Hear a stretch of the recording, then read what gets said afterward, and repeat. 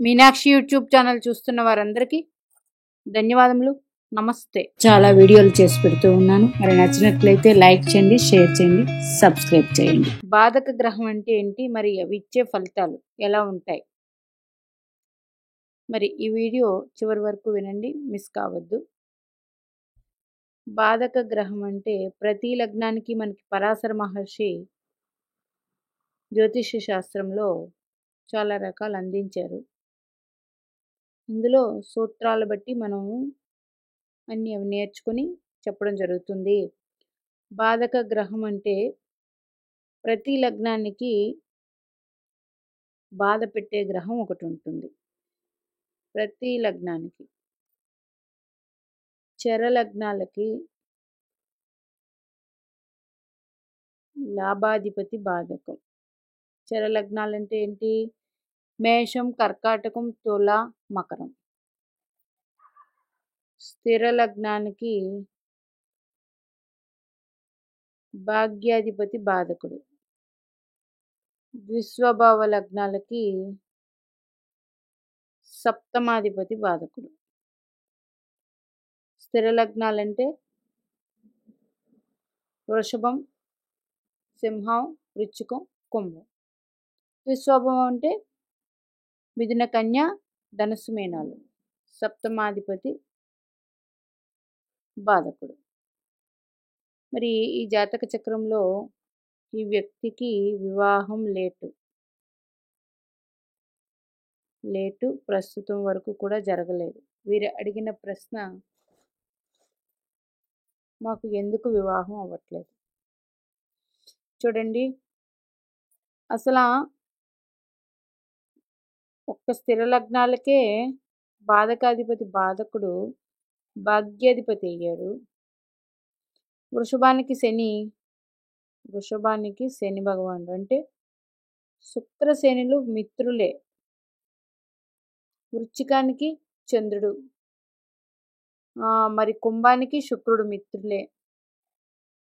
సింహానికి కుజుడు. అయినప్పటికీ చూడండి, ఈ వ్యక్తికి లగ్నం వృషభ లగ్నం, శని భగవానుడు వక్రించి సప్తమంలో ఉన్నారు. మరి ఈయన బాధ పెట్టే గ్రహమే.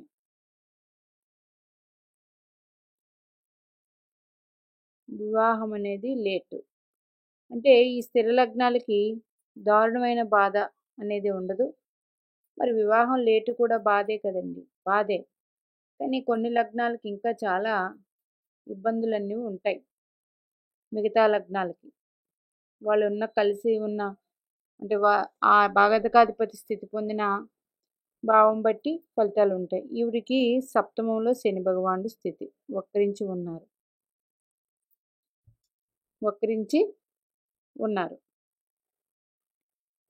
అందుచేత ఈ వ్యక్తికి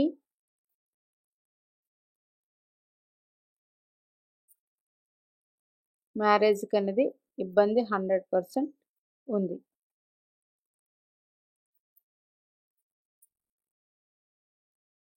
పాపగ్రహం వక్రిస్తే మరి కొంచెం ఇబ్బందే. మరి ప్రతి లగ్నానికి తీద్దాం. ప్రతి లగ్నానికి చెప్పాం కదా, చర లగ్నాలకి బాధకాధిపతి. అప్పుడు లగ్నాధిపతి ప్లస్ మీ బాధకాధిపతి కలిసి ఉండకూడదు. జాతక చక్రంలో ఉన్నట్లయితే ఎక్కడ స్థితి పొందారో ఆ భావం దెబ్బతింటుంది. మరి అవి ఏ భావాలకు ఆధిపత్యం వచ్చే ఆ భావం ఇబ్బంది పెడుతుంది, చాలా ఇబ్బంది ఉంటుంది.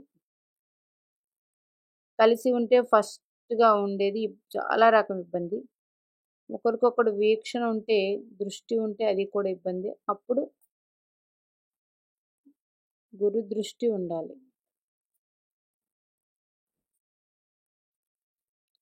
గురు దృష్టి ఉండాలి. ఒక వ్యక్తికి మకర లగ్న జాతకులు మొన్న మధ్య వచ్చారు. ఆ వ్యక్తికి మకర లగ్న జాతకులు శని భగవానుడు ద్వితీయంలో ఉన్నారు.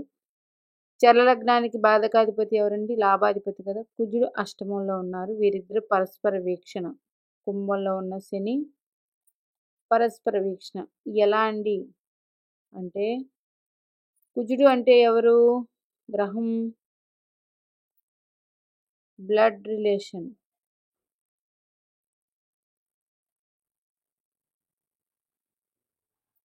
బ్లడ్ రిలేషన్ వాళ్ళతోనే బాధలు, అక్కలు చెల్లెళ్ళు వీరందరితో.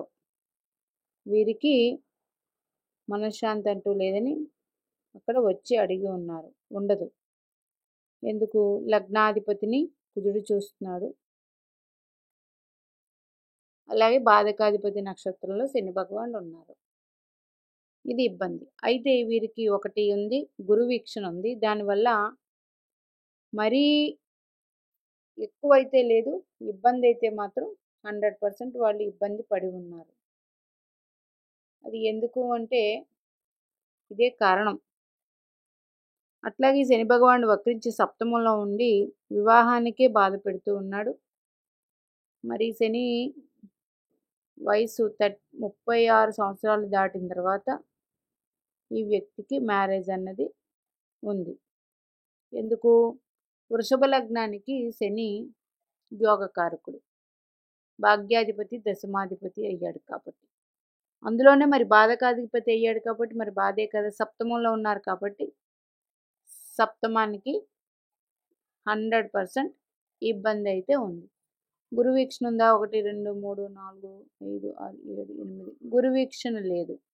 అందుచేత 100% ఈ వ్యక్తికి ఇబ్బంది అని చెప్పి ఉన్నాను. అందుకే విశ్వభావ రాశి ఇది. అదే కర్కాటక లగ్నం, తులా లగ్నం, మేష లగ్నం, మకర లగ్నం వారికి మిత్రులు కాదు వీరు. లగ్నాధిపతి, బాధకాధిపతి.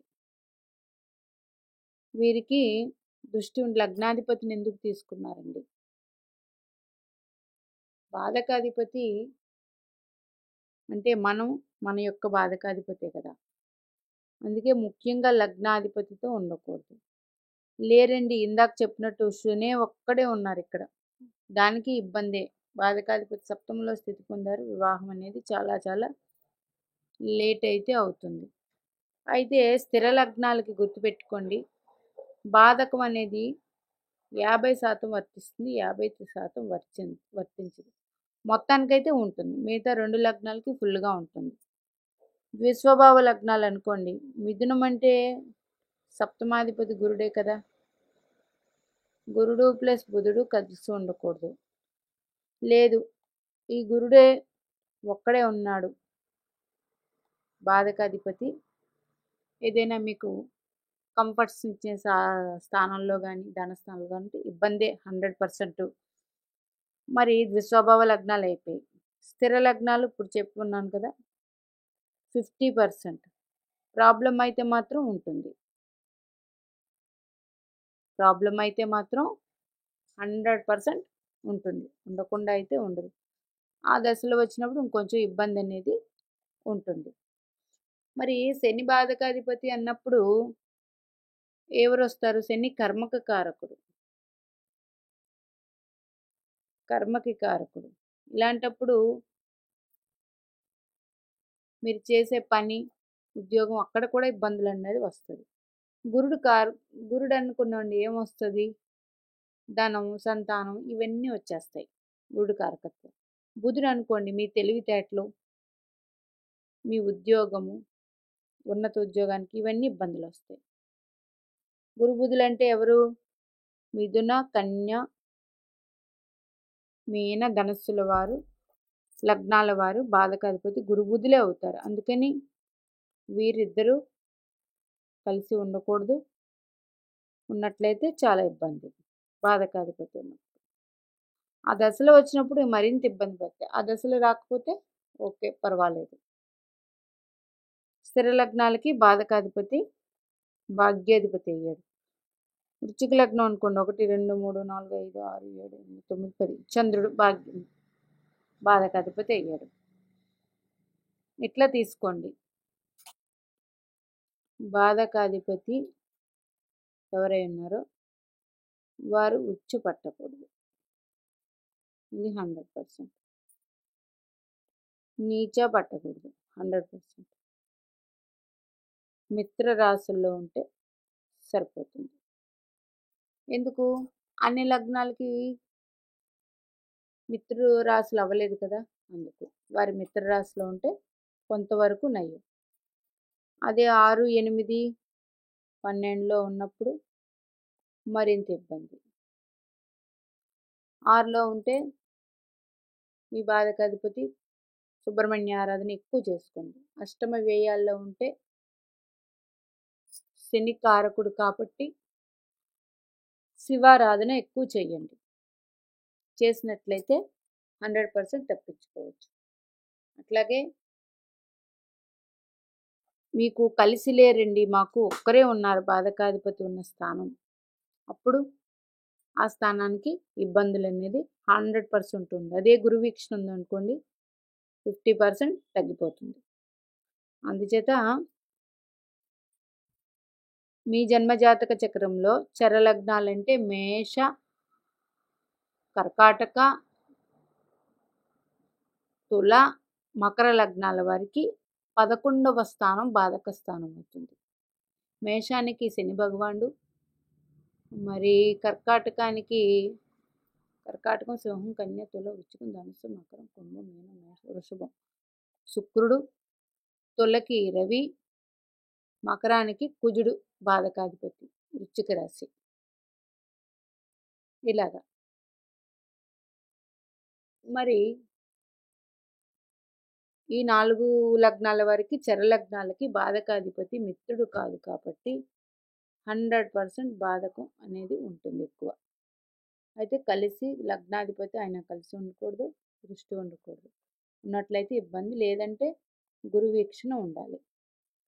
మరి ద్విస్వభావ లగ్నాలకి గురు బుధులు అలా కాదండి. ఇప్పుడు వృషభ లగ్నానికి చెప్పాను కదా, శని వక్రించి ఉన్నారు సప్తమంలో. మరి బాధకాధిపతి 50% అయినా మాత్రం బాధ అనేది జీవితం సాఫీగా వెళ్తున్న వివాహ విషయమే బాధ అనేది ఉంటుంది.